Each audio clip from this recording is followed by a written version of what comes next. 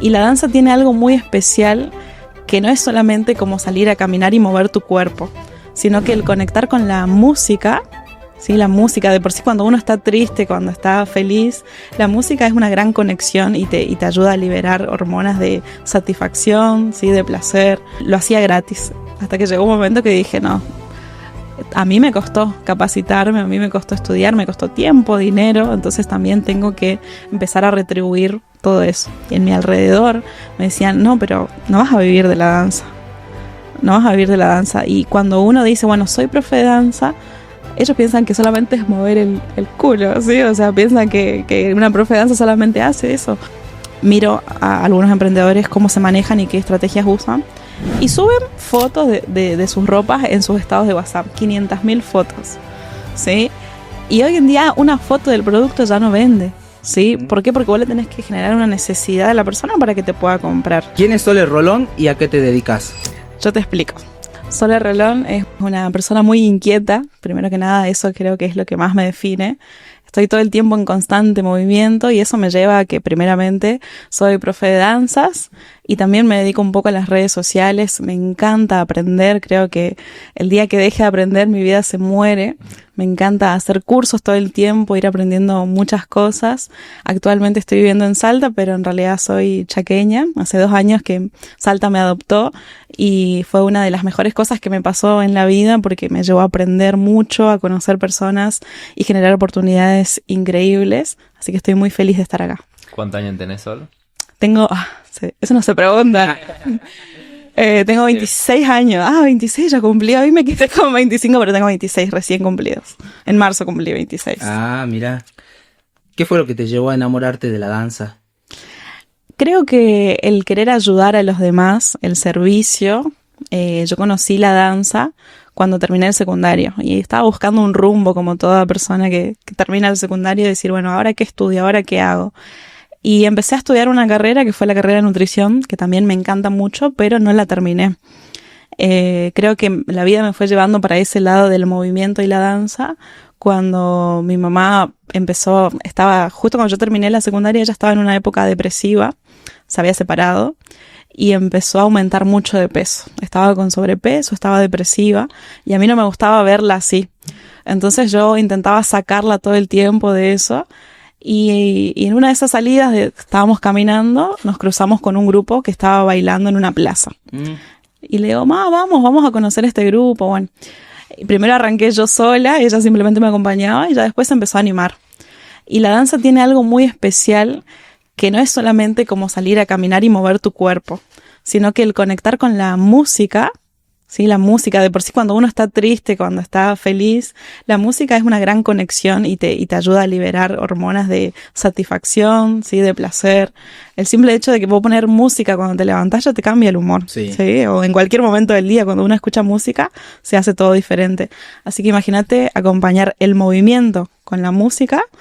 Es la danza justamente eso. Entonces hay muchos testimonios de gente que salió de la depresión, que logró cambiar su vida mediante la danza y creo que eso es lo que hace de especial a cualquier otra disciplina, sin echar de menos obviamente a otras disciplinas.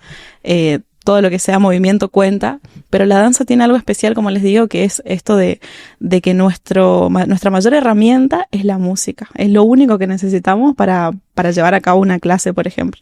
Y al ver que mi mamá, mediante que empezó a moverse, a cambiar su vida con respecto al movimiento y en este caso a la danza, al verla a ella de vuelta feliz, dije, wow, es por acá.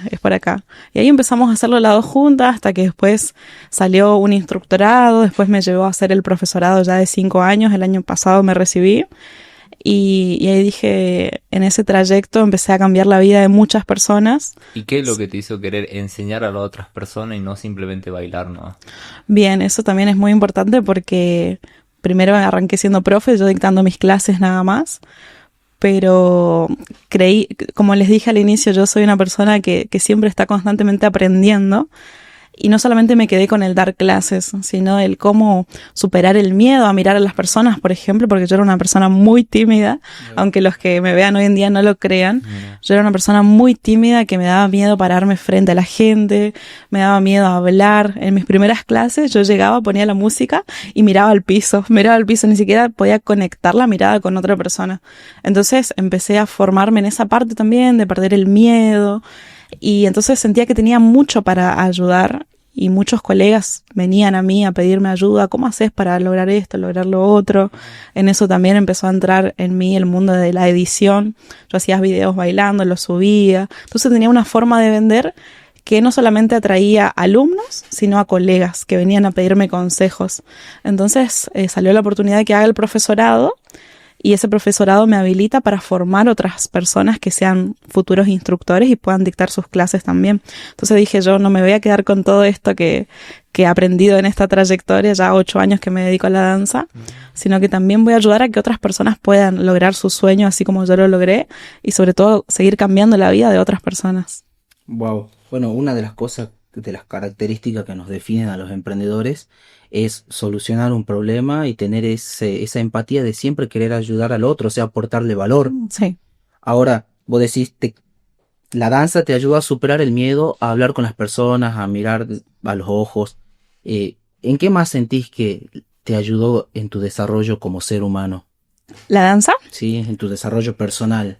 Creo que justamente ese fue el mayor desafío, el poder superar ese miedo a conectar con las personas, pero también a ganar seguridad en mí misma, ¿sí? Porque por ahí uno tiene muchas inseguridades con respecto a la parte física, se tira para abajo y también lo veo incluso en mis alumnos que toman clases. Uno sabe, yo aprendí a leer el cuerpo de las personas, el lenguaje por ahí no verbal, y cuando veo que una alumna llega cabizbaja, ya detecto que hay algo quizás en su casa, en su familia, que no le deja ser, ¿sí? O cuando una persona llega muy feliz, es como que aprendí a leer todas esas cosas.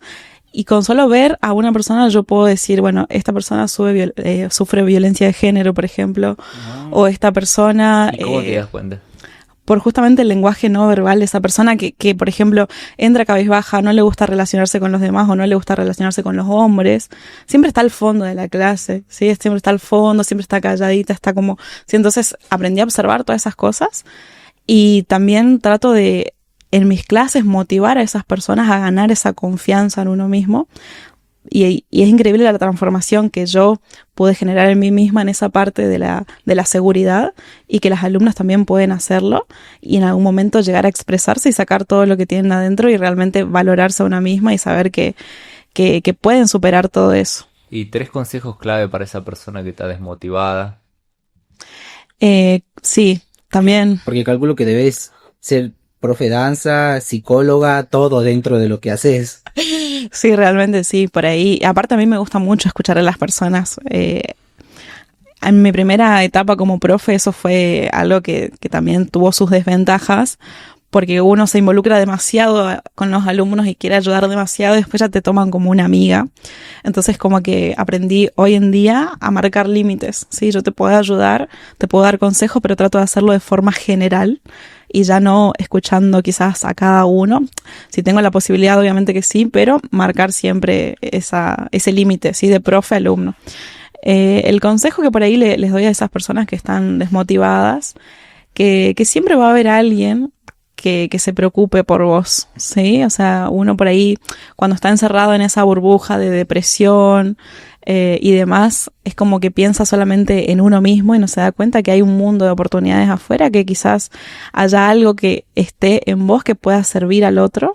Así tengas hijos, pareja, familia, hay alguien que siempre está esperando algo de vos, ¿sí? Entonces, por ahí no ser egoísta y pensar, bueno, mi problema es mi mundo y tratar de pensar en que uno realmente puede dar mucho al otro y que el movimiento siempre ayuda, ¿sí?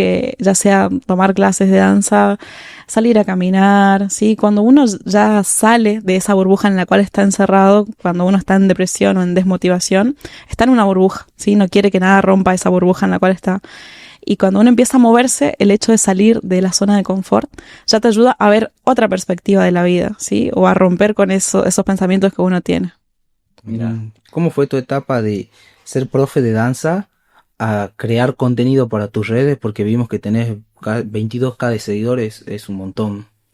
Sí, también soy community manager. Hoy en día tengo esas dos profesiones y nunca pensé dedicarme a la parte de redes, ¿sí? Siempre traté de vender mis clases y eso fue lo que me llevó a hacer contenido, ¿sí? El hacer videos bailando, el editar, ponerle música, efectos, ¿sí? Me gustó mucho siempre editar desde que comencé con la danza. Y primero fue por ahí, hacer mis propios videos. Y después, bueno, conocí a mi pareja, que él tenía muchas ganas de comenzar a dictar cursos o hacer videos motivacionales, por ejemplo. Y yo tenía pánico a hablar frente a una cámara, lo veía como algo imposible.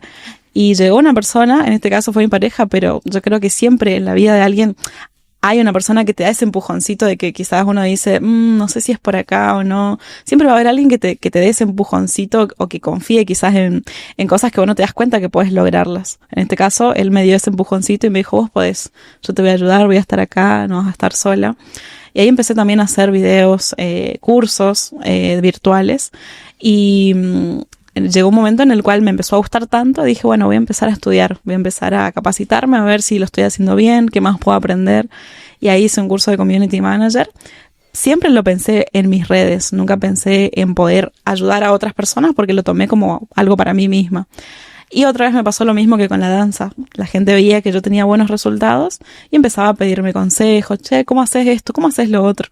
Y lo hacía gratis. Hasta que llegó un momento que dije, no, a mí me costó capacitarme, a mí me costó estudiar, me costó tiempo, dinero, entonces también tengo que empezar a retribuir todo eso.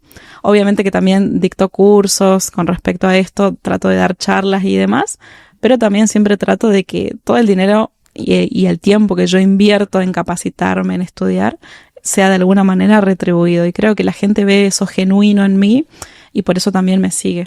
Claro. ¿Qué consejo le darías? Porque es un problema que tienen todos los emprendedores, ¿no? Tienen un buen producto, un buen servicio, pero no saben comunicarlo por el miedo a hablar frente a la cámara. ¿Qué consejos le darías para que se animen, arranquen, no tengan uy, una cámara? Creo que no solamente es un problema de emprendedores, sino de grandes empresarios o grandes profesionales. Es un problema que existe incluso desde la educación. Si vamos al hecho de, por ejemplo, ir al colegio, cuando uno tiene que exponer una lección oral, no te enseñan cómo hacerlo. Simplemente te dicen, estudia este tema y cuando lo estudies pasa al frente. ¿Y qué pasa? Ahí a uno ya le genera pánico el pararse enfrente, que te tiembla todo, que lo estudias de memoria, que realmente no sabes qué vas a decir y ya creces desde la primaria, desde la educación, con esa falta de herramientas de no saber comunicar, porque en la escuela no te enseñan. Claro. Yo creo que debería ser algo que a la par de enseñarte contenidos de las materias, te enseñen cómo comunicarlo o cómo pasar al frente y tener un lenguaje no verbal de postura, de cómo pararme, de cómo transmitir, que eso también sume a lo que después vas a hablar. Entonces creo que es un problema ya en la sociedad que no lo toman quizás como algo serio y lamentablemente muchos emprendedores, muchos empresarios tienen mucho para aportar, pero no saben cómo hacerlo. Y creo que primero es la confianza en uno mismo. Tal cual. Primero que nada, porque si yo estoy seguro de mí, primero que nada, ¿sí? Y después de lo que yo vendo, si yo aprendo a amar a mi producto, yo sé que esto le puede llegar a ayudar a alguien y que si no lo hago, realmente no solamente me voy a estar retribuyendo yo con eso, sino que la otra persona también va a sentir esa falta de lo que yo puedo aportarle, ¿sí? Entonces creo que pensar también que mi producto puede estar ayudando a otra persona es lo principal para que yo pueda generar esa confianza. Primero en mí mismo y después confianza en lo que yo tengo para aportar. Y obviamente tratar de nutrirse con herramientas, ¿sí? De oratoria. Cuando yo me di cuenta de que podía empezar a dar cursos, por ejemplo, tenía el contenido para empezar a dar cursos, pero no sabía cómo comunicarlo de manera correcta. Entonces me daba miedo pararme frente a una cámara, terminaba de grabar y no quería ni escuchar mi audio porque sentía que no me gustaba escucharme o no quería ver la grabación, pero por falta de confianza. Yo lo hacía, pero sabía que lo estaba haciendo mal. Es que yo creo que ese es nuestro espejo, ¿no? O sea, nosotros grabamos un video, nos vemos y somos nuestros peores haters. Claro, totalmente. Entonces creo que La confianza, sumado a las herramientas que uno puede llegar a adquirir, o incluso si todavía no tenés confianza, pero te empezás a nutrir de herramientas, ¿sí? Ya sea estudiar oratoria, estudiar, en mi caso yo arranqué a estudiar locución, empezar a estudiar el mercado, qué piensa el cliente. Entonces vos te nutrís de herramientas y eso también te va a generar confianza para que a la hora de que vos empieces a grabar o empieces a hacer contenido, realmente tengas cómo defender eso, ¿sí? Entonces eso creo que es muy importante. ¿Qué decisiones marcaron un antes y un después en tu vida? Decisiones. Creo que la que más marcó mi vida hasta ahora fue el hecho de irme de mi zona de confort, ¿sí? Y creo que lo haría siempre. Siento que no solamente el irme de una provincia a otra y dejar todo, en este caso dejar mi familia, dejar mis alumnos, dejar mi hogar, dejar mis costumbres, la comida típica de allá que no es la misma de acá, ¿Cuál es? el clima, por ejemplo, también, que allá, a mí me encanta el clima tropical, allá hace calor todo el año, por ejemplo. Sí. Y yo conocí el frío cuando llegué a Salta. Entonces, en todos los sentidos salí de mi zona de confort y me choqué con una realidad que es totalmente diferente. Y creo que eso me hizo crecer muchísimo como persona. Y también siento que hoy en día en Salta ya me estoy sintiendo muy cómoda y eso me está molestando. Sí, es porque siento que ya el hecho de sentirme tan cómoda, siento que ya aprendí lo que tenía que haber aprendido y por ahí empiezo a generar cosas que pueda seguir aprendiendo y no quedarme ahí en esa zona de confort. Pero siento que Salta va a ser como una etapa también en mi vida en el cual yo vine acá para aprender a sacarle todo el jugo posible, pero que voy a seguir conquistando el mundo. Entonces, esa decisión de haber salido de mi zona de confort, de vivir bajo las alas de por ahí mis padres, me ayudó a ser independiente, a conocerme a mí misma, a poder solventar mis gastos, a poder obviamente tomar más serio el trabajo, porque uno quizás cuando vive con sus padres o cuando recién comienza sus primeros trabajos lo hace porque, bueno, quiere tener unos pesos de más, pero cuando te encontrás solo realmente lo tomás en serio y decís, bueno, yo vivo de lo que gano y si no lo tomo en serio... No vivo. No vivo, exactamente. Entonces creo que eso me marcó un antes y un después y hoy en día eso es lo que a mí me define. Vos decís que conociste el frío acá en Salta. Sí. Yo conocí el calor en Chaco. ¿Fuiste? Tuve la Mira. oportunidad de estar, creo que 4 o 5 días en Capital. Y no era en pleno enero. Mira. Y eso que yo vengo de Orán y en Orán hace calor, pero Chaco. Bueno, allá llega a 50 grados bajo la sombra. Todo el año hace calor. Sí, allá no tenemos frío. O sea, ponerle en esta época la gente sigue yendo a la playa, por ejemplo. Después se corta la playa en la zona, en los meses de julio, ponele. Pero igual la gente va a pescar, entonces como que durante todo el año hace calor. Yo conocí, o sea, me compré ropas de abrigo incluso cuando llegué a Salta porque no tenía ropa de abrigo. ¿Qué es lo Así que que- más extrañas respecto a comida? Porque también nos da curiosidad Ajá. saber qué se come en Chaco. Sí. Más que nada, nosotros tenemos en esa zona tropical, del litoral, perdón, todo lo que son comidas típicas que vienen mucho de Paraguay. Sí, entonces en todo lo que es Chaco, Formosa, Misiones, Corrientes, se come la misma comida que en Paraguay y de ahí vienen muchas recetas que incluso tienen nombres de Paraguay. Mi favorita es la sopa paraguaya. Sí, no sé si la probaste. Sí. Que por ahí al decir sopa la gente piensa una sopa literal. Claro. Y no, es como una especie de tarta, o sea, es compacto, que está hecho de choclo, queso y es una locura, es riquísimo. Bueno, el chipá también, creo que esas dos cosas son las que más extraño. Bueno, no sé, no probé el chipá en Chaco, pero acá venden chipá. Sí, pero no es lo mismo, Mirá, para nada, decir que para nada. en cada sector su cultura está muy... Sí, muy arraigada, exactamente, sí. ¿Qué creencias limitantes tuviste que romper para crecer y estar hoy donde estás? El pensar que yo no puedo, creo que eso me llevó mucho a ir siempre por el sí, porque por ahí el no ya lo tenemos ganado, pero siempre trato de buscar el sí, porque cuando arranqué era, bueno, no, yo no voy a poder hacer esto, yo no voy a poder generar contenido, no voy a poder llenar una clase, no voy a poder vivir de lo que amo. Incluso cuando yo comencé una carrera, que les comenté que empecé a estudiar nutrición, después lo dejé, no porque no me guste la carrera, me encanta también llevar una vida saludable en cuestión de alimentación también, pero bueno, en ese momento yo había sufrido una ruptura amorosa y me terminó desgastando y dejé de estudiar. Pero creo que todo pasa por algo, porque ahí fue cuando descubrí que quizás tenía que empezar a meterle más ficha a la danza y empecé el profesorado de danzas. Y ¿qué pasó? Obviamente en mi familia, en mi alrededor, me decían, no, pero no vas a vivir de la danza. No vas a vivir de la danza. Y cuando uno dice, bueno, soy profe de danza, ellos piensan que solamente es mover el culo, ¿sí? O sea, piensan que una profe de danza solamente hace eso. Y yo estudié una carrera de 5 años en la cual nosotros estudiamos historias de cada danza, cultura, porque si vos te pones a pensar en la música tiene diferentes orígenes. Sí. ¿Sí? Entonces, capaz hay una música que viene de Puerto Rico, otra que viene de Brasil. Entonces, por ende, las letras son diferentes, los sonidos son diferentes, los pasos son diferentes y todo tiene un sentido y un porqué, que ya viene de hace muchos años. Entonces, realmente en el profesorado tomé conciencia de lo que es la danza y de lo que es dedicarse a la danza. Pero obviamente mi familia no lo entendía, mis seres queridos no lo entendían y me decían, bueno, hacelo, pero después metete a la universidad de vuelta.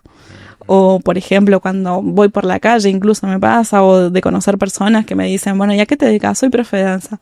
Ah, ¿pero a qué te dedicas?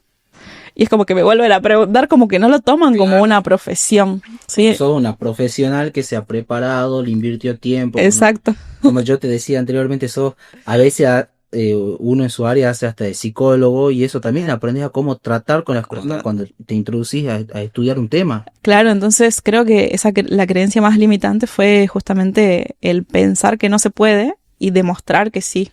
Sí, porque hoy en día yo vivo de esto, tengo mis propios cursos, ayudo a muchísimas personas y no solamente me demostré a mí misma que sí se puede, sino también a mi familia. Hoy en día viéndome ellos, como que me admiran, me dicen un montón de cosas lindas, me apoyan, pero si yo me pongo a mirar para atrás, es como que ellos no me veían ningún futuro haciendo esto, ¿sí? Entonces creo que esa fue la creencia más limitante que pude romper.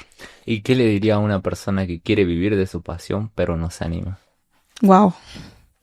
Y la verdad que es un campo bastante complicado porque de por sí el arte es complicado, ¿sí? El arte es algo que no es tan valorado por la gente, ¿sí? Y hay muchas clases de arte, pero es en realidad la seriedad que uno le ponga a lo que hace. Si lo toma como un pasatiempo, bueno, va a ser solamente eso, ¿sí? Yo conozco muchos colegas que son profes de danza, pero a su vez tienen otra profesión. Y ellos incluso piensan que no pueden vivir de la danza o que no pueden vivir del arte. Pero exactamente, porque no lo toman como realmente es una profesión.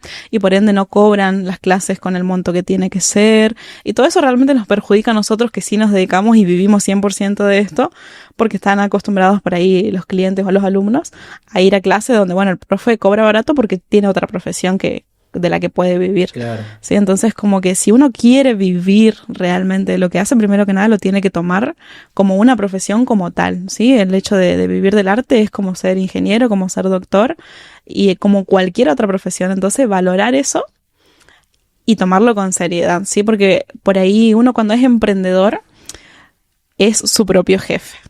Y eso tiene sus pros y sus contras. Claro. ¿Por qué? Porque cuando uno es su propio jefe puede administrar su tiempo. ¿Y qué pasa? Si dentro de ese tiempo te pasas más tiempo en las redes sociales mirando qué hace el otro en vez de trabajar, obviamente que vas a decir que no se puede vivir de las redes porque en vez de estar generando ingresos vas a estar viendo lo que hace el otro. Si en vez de dedicarte tiempo a, no sé, atraer alumnos, clientes, estás durmiendo una siesta, va a estar complicado, ¿sí? Entonces, es tomarlo con seriedad y ver qué hace uno con ese tiempo. Incluso también lo que siempre trabajo en mis instructorados es la parte financiera, ¿sí? Porque más allá de que uno es su propio jefe, tiene que tener un sueldo fijo o saber cuánto pagarse y cuánto invertir a lo que realmente hace, ya sea invertir en productos, en cámaras, en lo que fuese, pero también tiene que tener un sueldo fijo porque por algo elegimos el camino de emprender. Nada más que muchos, bueno, dicen, bueno, lo que voy ganando, lo voy gastando.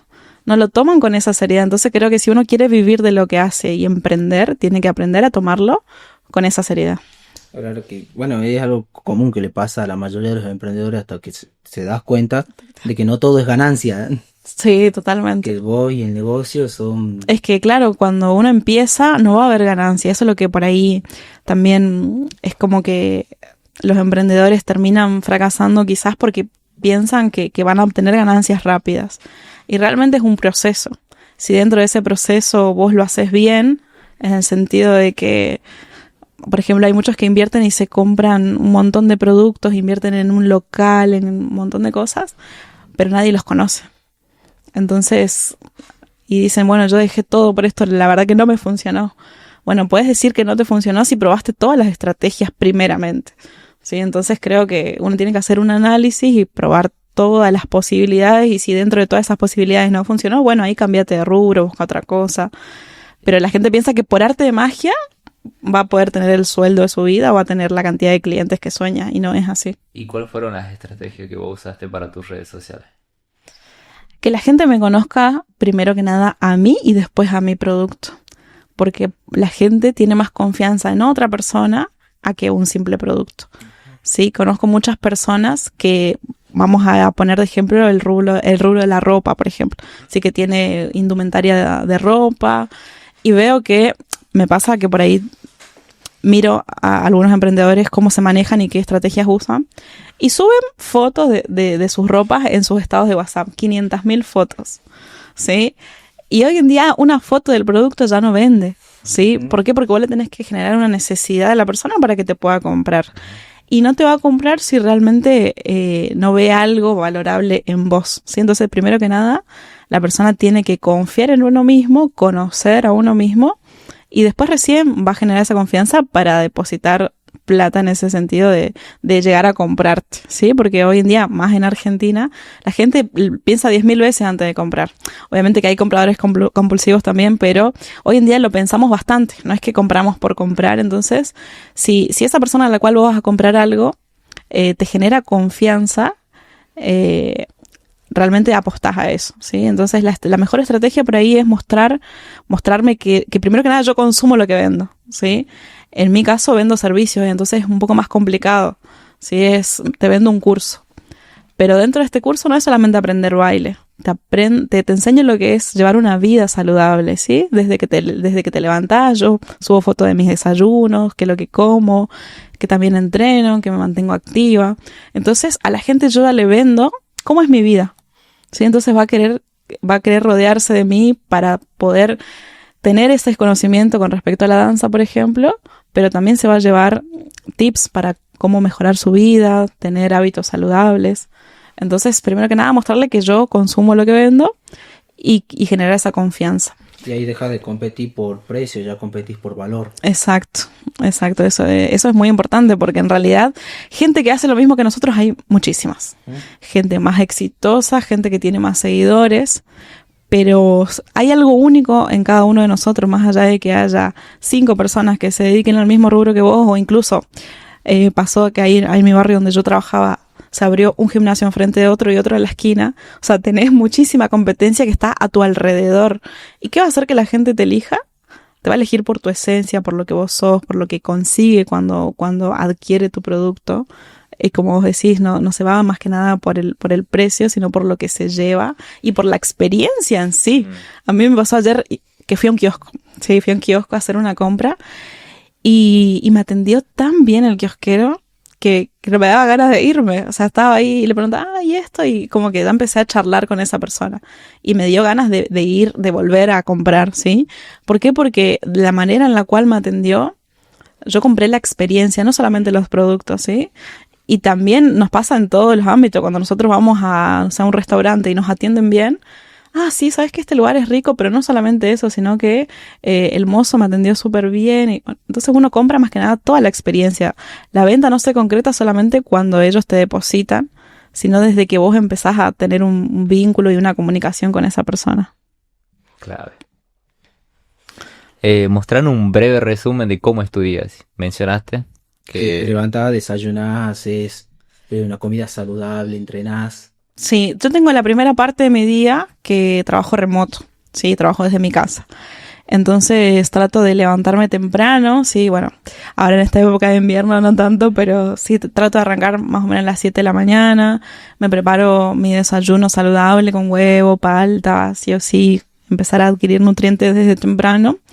trato de meditar un ratito, hacer alguna oración, conectar con el agradecimiento, que eso creo que es lo que me ayuda a valorar lo que tengo cada día y también valorar dónde estoy, los procesos que pasé. Entonces siempre trato de agradecer ni bien me levanto o hacer algunas afirmaciones. Tengo en la puerta de mi pieza pegada afirmaciones, entonces cuando no se me ocurre qué decir, empiezo a leer eso y me ayuda mucho. Incluso encuentro más afirmaciones cuando empiezo a conectar con el agradecimiento. Y después ya comienzo con mi trabajo en casa de community manager, ¿sí? Durante toda la mañana hago contenido para mí, para otras empresas. Tengo empresas y emprendimientos con los cuales trabajo. Y después a la tarde ya me dedico a todo lo que es el movimiento. Me voy al gimnasio, me voy a dar clases. Y después ya termino mi día, llego a casa, tengo un gatito, así que paso tiempo con él, le hago jugar, si quedó algo que cerrar con algún cliente, lo hago en ese tiempito que estoy en casa de vuelta y ya descanso. Qué lindo que es tener mascota, ¿no? Sí. Llegar a tu casa. Te esperan. Sí, te esperan. Los gatos tienen una esencia, una particularidad de que son animales difíciles de tratar porque no te dan mucha bola, pero cuando conecta el gato te elige como su humano, sí. Es una sensación increíble. Yo tuve gatos desde que nací. Mirá. Entonces a mí no me cuesta conectar, yo sé cómo tratarlos, y bueno, yo lo agarré de chiquitito, entonces yo le inculqué todo lo que él sabe hacer. Incluso yo lo llevo al parque con la correa a pasear y la gente me queda mirando porque dice, yo nunca vi un gato con correa, así que él es súper educado. Bueno, Sole, para ir ya cerrando este podcast, que la verdad aportó muchísimo valor, te quiero hacer una pregunta. Vas caminando por la calle hoy y te encontrás a la Sole de hace 5 años atrás. ¿Qué le dirías? Lo que le diría es, no te quedes en tu zona de confort. Porque a mí me costó mucho tomar la decisión de venir a Salta. Pensaba más que nada en lo que iba a dejar que en lo que yo tenía por conocer, ¿sí? Y uno cuando empieza a pensar en los demás, deja de priorizarse. Entonces yo decía, ay no, pero ¿qué va a decir mi mamá si yo me voy de la casa? ¿Qué va a pasar con mis alumnos? Y tardé 1 año en tomar esa decisión, ¿sí? Tardé 1 año en tomar esa decisión y sentí que me costó muchísimo. Sí, si me encuentro con esa Sole hace 5 años, le diría, no dudes tanto, priorizate a vos sos la persona con la que vas a estar el resto de tu vida. Las demás personas son pasajeras, lamentablemente, por más que uno no lo quiera ver así, tus padres siempre van a estar, obviamente, sí, porque son tu familia, pero ellos tienen su vida, su historia, y vos sos una persona independiente. Incluso tu pareja es tu compañero, tu compañera de vida, hasta una cierta etapa. Va a haber algún momento en el cual uno se va a tener que separar, ya sea porque una persona muera antes que la otra o haya proyectos diferentes, viajes, ¿sí? Entonces, primeramente, pensá en vos, priorizate vos, andá por tus sueños, no lo dudes y no te quedes en tu zona de confort. ¿Y una frase que te defina? Como emprendedora. Por más que te dé miedo, hacelo igual. De una. Bueno, Sole, muchísimas gracias por tu tiempo, gracias por visitarnos en nuestro podcast. Tuvimos personas de otros países, mexicanos, venezolanos, pero hoy me llama la atención que nunca tuvimos a alguien de otra provincia. Ah, mira vos. Así que, bueno, muchísimas gracias por estar acá con nosotros. Bueno, los invitamos a que se suscriban a nuestro canal de YouTube y nos vemos en el próximo podcast de Yo Te Explico.